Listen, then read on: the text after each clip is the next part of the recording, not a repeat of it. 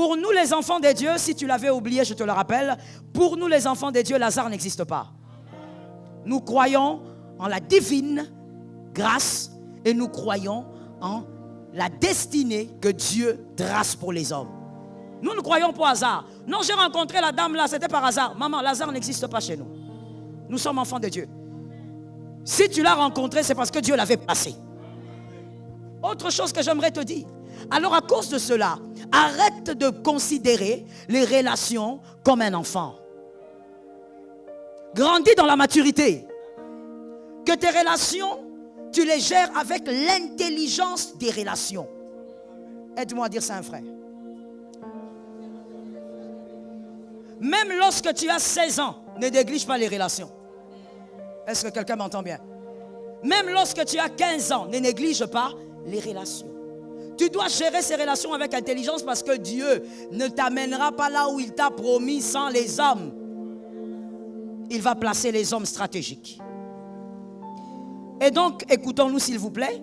Voilà pourquoi, je l'ai dit tout à l'heure, grandissons en maturité en ce qui concerne les relations. Lorsque tu as une relation, peu importe laquelle, vraiment, peu importe laquelle, lorsque tu as une relation, arrête de voir l'argent d'abord. C'est de l'enfantillage. Et je veux même mettre une virgule, si ça te choque, c'est bien. C'est de la médiocrité. C'est une manière de réfléchir tellement brute. Quand tu as une relation, toi tu vois directement l'argent. Qu'est-ce qu'il va me donner? Qu'est-ce qu'elle va me donner? Elle a des maisons, est-ce qu'elle pourra me donner une maison?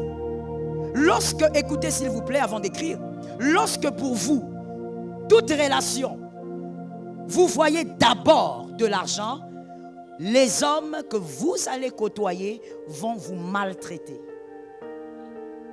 Est-ce que vous comprenez ce que ça veut dire le mot maltraiter? La maltraitance, ce n'est pas seulement battre quelqu'un. Ce n'est pas seulement mortifier quelqu'un. La maltraitance, c'est seulement le fait de ne pas traiter quelqu'un à sa juste valeur. La personne va vous maltraiter. C'est-à-dire, on va commencer à vous traiter seulement de manière très matérielle. Quand on vous voit, on vous donne un 5 $, on vous jette un 5 $ et toutes les grâces, tous les dons, tous les talents que vous avez, et même si vous êtes intelligent, tout ça ne se voit plus. Les hommes ne vous considèrent pas parce que pour eux, vous êtes là seulement pour l'argent. Vous vous êtes diminué vous-même. Est-ce que quelqu'un m'entend? Si une relation doit produire de l'argent, elle produira. Tu n'auras pas besoin de parler. Est-ce que ça localisait quelqu'un? Pendant que je parle, il faut prendre ce qui est à toi. C'est comme dans un marché, tu prends ce qui t'appartient. Lorsqu'une relation doit produire de l'argent, ça ne dépendra pas de toi, ça va produire de l'argent. Ruth n'a pas fait d'effort. Elle s'est juste bien positionnée. Boaz est venu. Est-ce que quelqu'un m'entend? Donc, il ne faut même pas vous inquiéter. Je prends même un autre exemple comme ça, de manière ramassée. Il y a Jésus aussi. Jésus, il est dans une fête. Personne ne sait que c'est un homme mystère. Mais il est juste dans une fête. Mais la fête là, il y a manqué de vin. Ils ont eu le vin ou ils n'ont pas eu? Ils avaient demandé le vin. Comment toi jusqu'aujourd'hui tu penses que pour que Dieu te bénisse financièrement, il faut que ce soit toi qui demandes? Sois délivré de ça, tu te fermes des portes. J'ai besoin d'un toi, amen. Je te dis la vérité. Ce sont peut-être des choses que certains ne te diront pas. Moi, je vais te le dire. Tu te fermes des portes. Même celui qui voulait te faire du bien, il va trouver que tu deviens embêtant. Alors que tu as demandé seulement une fois. Il faut faire attention. Quand Jésus te met avec quelqu'un, si cette personne, la Bible dit le vouloir et le faire, viennent de Dieu. Et puis je vais te dire une chose. Je choque quelqu'un quelque part. C'est un manque de foi que de demander à un humain de l'argent. Je répète la phrase pour celui qui réfléchit. C'est un manque de foi que de demander à un humain de l'argent. Pourquoi? Parce que si je vais demander à cette sœur de l'argent, cela voudrait dire que j'ai mis toute ma foi, alors que l'argent peut venir de derrière. Peut-être que Dieu t'a réservé un dépôt. Toi, tu vas chercher une petite cuisine.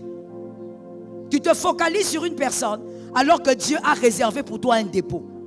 C'est un manque de foi. Voilà pourquoi quand tu n'en as pas, tu regardes à Dieu.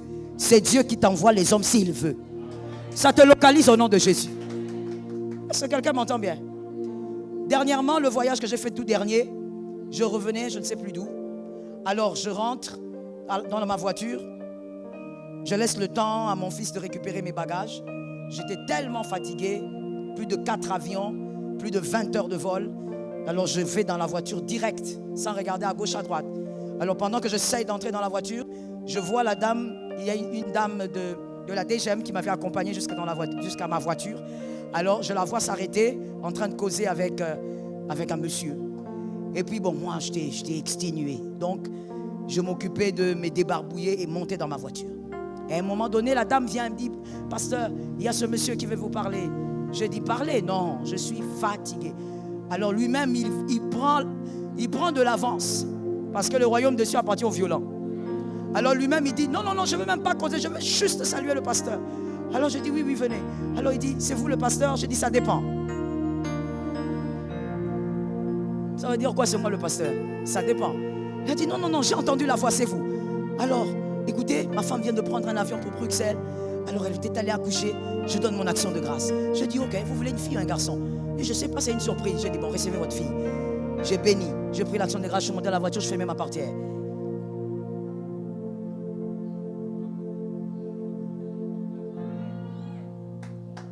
Qui ont compris?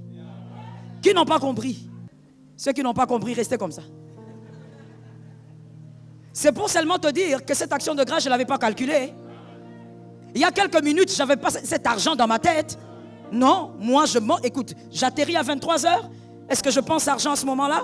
Non, je vais chez moi. Mais même à 23h, devant ma voiture. Le problème, c'est que toi, tu regardes les hommes. Arrête de regarder les hommes. Regarde à Dieu, c'est tel autre. Le problème, c'est que le tel autre-là n'a pas ta foi. Vous n'avez pas la même foi. Toi, tu regardes aux hommes, lui, il regarde à Dieu. Même dans les virgules, même dans le $1, lui, il regarde à Dieu. Mais toi, tu calcules. Oh, je connais Jacques. Oh, dans l'église, là, je connais Merveille. Oh, dans l'église, là, je connais Luc. Ils pourront m'aider. D'accord, tu vas te limiter à $10. Regarde à Dieu. Je reviens à ce que je disais. Dans les relations, les pions que Dieu te donne, ne vois pas argent. Vois relation. Que Jésus nous aide. Évoluons, s'il vous plaît.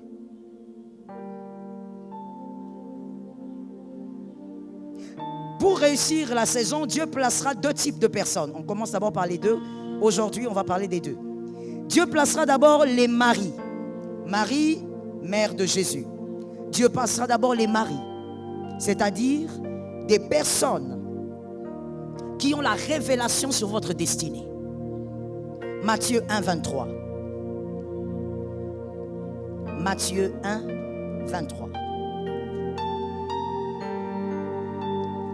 Les maris sont les personnes qui ont la révélation de votre destinée.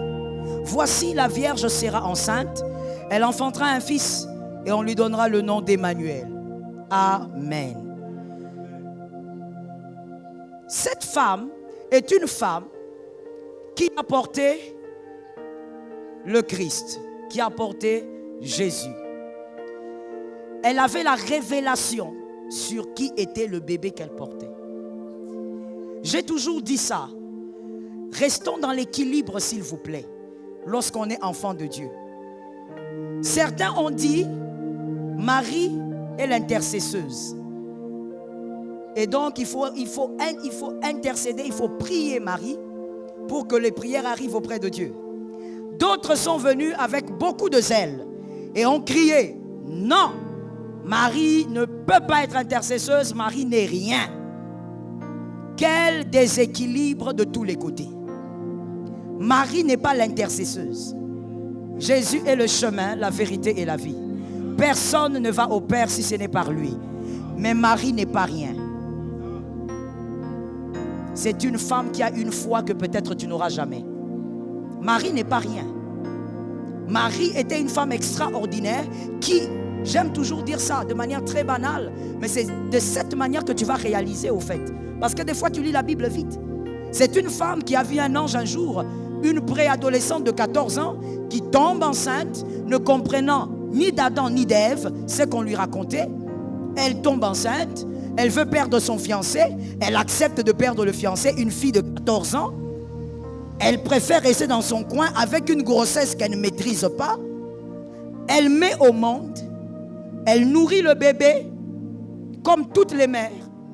Jésus a bu le sein de Marie. Jésus a été nettoyé par Marie.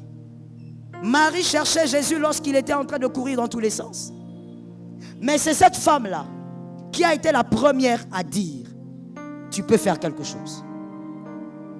Lorsqu'il y avait un problème impossible, c'est cette femme qui a vu l'impossible s'échanger en possible.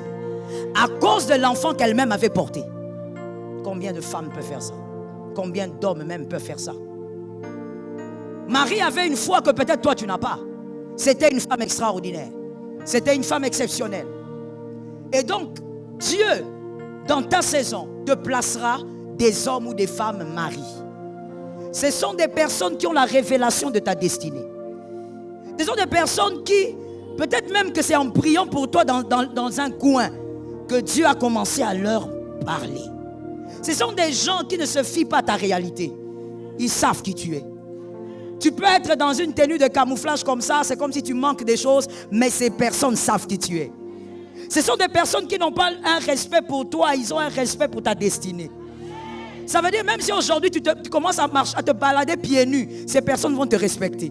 Parce que ces personnes savent qui tu es réellement. Les autres étaient là, ils ont vu un jeune homme à peine d'une vingtaine d'années, là, dans une tunique, certainement très maigre, assis dans la fête, peut-être silencieux, ne parlant à personne. Personne ne le regardait. Mais Marie regarde et dit, je connais celui-ci. Celui-ci là, ce n'est pas seulement un homme. Est-ce que quelqu'un m'entend? Donc les maris sont les personnes qui savent qui vous êtes et ce que vous serez demain par la révélation. Alors écoutez-moi bien, lorsque vous rencontrez votre mari, n'en faites pas votre ami. Il y a beaucoup de choses que tu n'as pas saisies dans ta destinée parce que tu as mal défini les relations. Toute relation ne doit pas se transformer en amitié. Toute relation ne doit pas se transformer en amitié. Et d'ailleurs, tu peux écrire ceci. La gentillesse n'est pas un indice majeur pour créer une amitié. On ne crée pas une amitié parce que la personne est gentille avec vous. Beaucoup de gens au milieu de nous, vous avez perdu les personnes importantes de votre destinée parce que vous vous êtes trop approchés d'eux. Certaines personnes, pour qu'elles vous bénissent bien, soyez loin. J'ai parlé à quelqu'un qui a entendu. Je répète encore. Et ça, mon frère, ce n'est pas Dieu qui va venir te dire ça à l'oreille. Écoute, hein, tu vois cette relation-là? Non, la sagesse, c'est un don. Et on demande ça aussi dans la prière. Il faut être sage. Il ne faut pas seulement être intelligent. L'intelligence donne des postes. La sagesse maintient.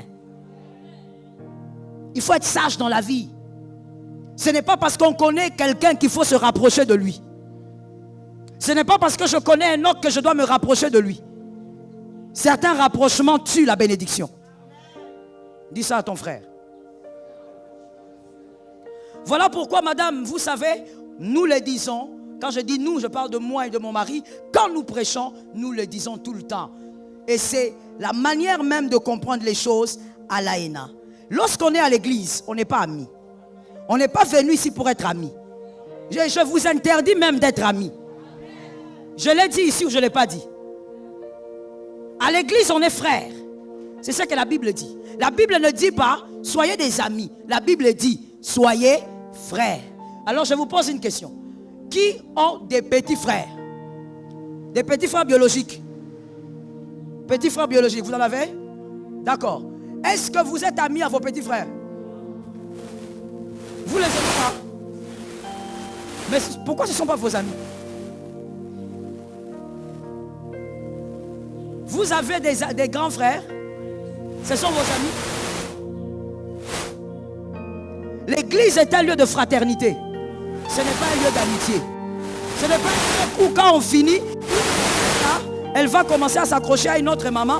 Vous sortez ici, vous partez maintenant je ne sais où. Moi je vous ai vu à l'église. Mais vous sortez, vous partez je ne sais où. Là où vous allez je ne sais où, vous trouvez vos problèmes. Est-ce que quelqu'un m'entend? Quand vous trouvez vos problèmes là-bas, vous revenez à l'église et vous dites, je n'irai plus à l'église parce que maman telle m'a dérangé. Je pose la question, qui t'a dérangé réellement? Qui t'a dérangé? Tu t'es dérangé toi-même, ta connaissance t'a dérangé. Ton ignorance t'a dérangé. Tu ne viens pas ici pour chercher les copines. Si tu n'as pas de copines dehors, contente-toi de ta vie. Tu ne viens pas ici pour te chercher. Ah, vraiment, je sens que ça colle moi et la fille là. Ne venez pas vous coller ici. Je répète, ne venez pas. Ici, ce n'est pas le lieu de col-col. Ici, c'est le lieu où l'évangile est prêché, ton cœur est transformé. Quand tu viens ici, tu pries, tu écoutes Dieu, tu reçois le miracle, tu pars annoncer la bonne nouvelle. Ce n'est pas un lieu où tu vas commencer à regarder. Celle-là, c'est qui? Ah oui, et je l'aime bien, j'aime son petit visage. Laisse son petit visage là-bas. Je reprends en disant, toute relation ne doit pas se transformer en amitié. Marie ne doit pas devenir ton ami. Marie, c'est la personne qui a la révélation et qui prie pour toi. Vous gardez une relation de respect. Est-ce que quelqu'un m'entend? Marie est une personne qui a vu tes faibles commencements. Et malgré qu'elle connaît tes faibles commencements, Marie te respecte. Parce qu'elle connaît ta destinée. Elle a la révélation de ton lendemain. J'ai envie de dire à quelqu'un, les faibles commencements ne veulent rien dire. L'Éternel est capable de t'amener là où il a promis. Les deux personnes qui ont dit Amen, recevez la grâce. Tu ne peux pas souffrir pour dire Amen, mon frère. C'est l'adresse de la bénédiction. Marie est cette personne qui ne se laisse pas tromper par ta réalité. C'est comme ça que tu verras toujours ces personnes-là dans ta saison. Lorsque tout le monde te méprise, cette personne t'encourage. Des fois même, c'est une personne que tu vois rarement. Peut-être même qu'elle t'encourage seulement au téléphone. Mais toi maintenant, comme tu n'as pas la bonne connaissance, tu vas te dire, ah, tout le monde m'a abandonné. Mais Enoch au moins m'encourage. Non, demain je dois aller chez lui. Tu as cassé. Tu as abîmé. Garde la distance avec Marie. Que Marie continue de prier pour toi. Et bénis le Seigneur si tu as des hommes et des femmes comme Marie. Est-ce que quelqu'un m'entend bien? Oh, j'ai envie de dire avant de passer. Comme c'est Marie, c'est une personne qui t'aime et qui a la révélation de ta destinée. Ne blesse pas les personnes qui croient en toi. Est-ce que tu m'entends bien? Ne blesse pas les personnes qui croient en toi. Voilà pourquoi tu dois aussi avoir la capacité de dire pardon avec rapidité. Si tu sens que tu as blessé, ah, pardonne-moi. Maintenant, moi, je pose d'abord une question avant d'avancer.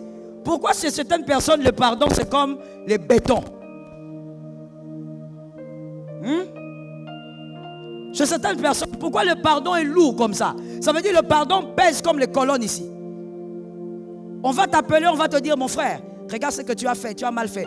Non, écoutez, je vais vous expliquer parce que, écoutez, c'était pas facile. Mon frère, sois humble. Est-ce que vous savez que le pardon arrête, comment je vais dire ça? Le pardon écourte la causerie. Est-ce que vous savez ça? Demande pardon, c'est fini. On passe à autre chose. Mais surtout que les femmes me donnent la main. Écoute bien leur voix. Hein. Que les femmes donnent la main.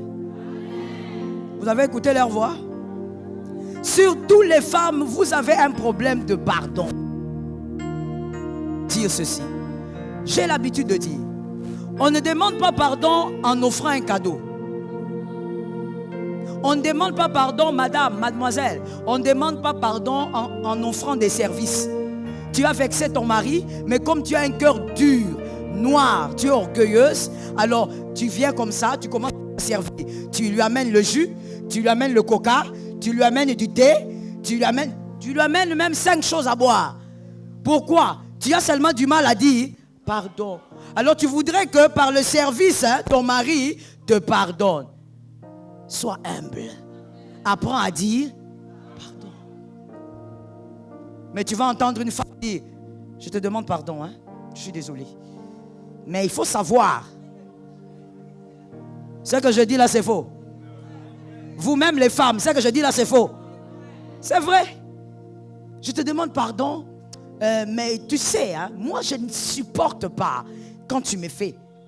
Quand on demande pardon, ça ne justifie pas. Sinon, ce n'est pas un pardon. Est-ce que quelqu'un m'a entendu? Que Dieu t'aide à ne pas blesser les maris.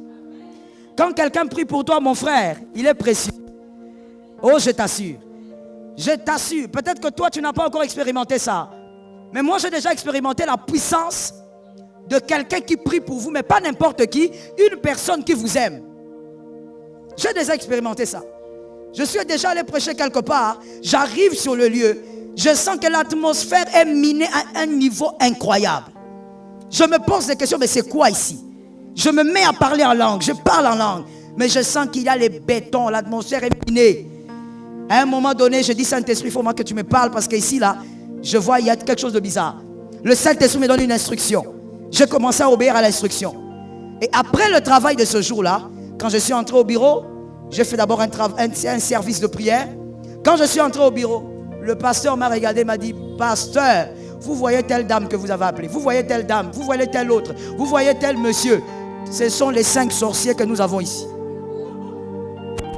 Les 5 sorciers majeurs de l'église, des papas qui sont là pour nous. Pasteur, vraiment, je ne sais pas, peut-être que les fidèles vont croire qu'on avait causé, mais c'est vraiment Dieu. Ce sont des grands sorciers. J'ai dit, ah bon? Donc c'est eux qui me compliquaient la vie. Moi j'ai pris des avions pour venir travailler, mais des sorciers là sont venus compliquer la vie. Quand j'ai terminé, je suis rentré à l'hôtel, j'ai reçu un message d'une de mes filles. Elle m'a demandé comment j'allais et puis elle m'a dit, maman, depuis hier, le Seigneur m'avait donné l'ordre de jeûner 2 jours pour toi. J'ai jeûné 2 jours à sec et je priais pour toi. J'ai dit, ben voilà, c'est ça les résultats de la prière. Quand quelqu'un t'aime, prie pour toi, respecte ça. Est-ce que quelqu'un m'entend? Ah, j'ai envie de parler. Là où l'argent n'ouvre pas la porte, la prière ouvre la porte. Mon frère, sois délivré de la vaine manière de vivre. L'argent n'ouvre pas toutes les portes. L'argent, ce n'est pas tout. Là où l'argent n'ouvre pas, la prière peut ouvrir la porte. D'ailleurs, je vais loin. Pourquoi? Il y a des choses que l'argent ne donne pas. La prière va te délivrer du mal. Toi, tu crois que sur un lit d'opération, l'argent va te sauver là-bas? Tu as beau payer beaucoup d'argent, si ce jour-là, le médecin a fait quelque chose de bizarre, tu trépasses. Mais si tu as Dieu, même si le médecin était un peu distrait, il y a les anges qui sont dans la salle. Ça te localise et ça localise ta maison. Ne néglige pas Marie, prends soin de ces personnes. Si tu les connais, respecte ces personnes et ne les blesse pas. Que Jésus t'aide à comprendre ces choses.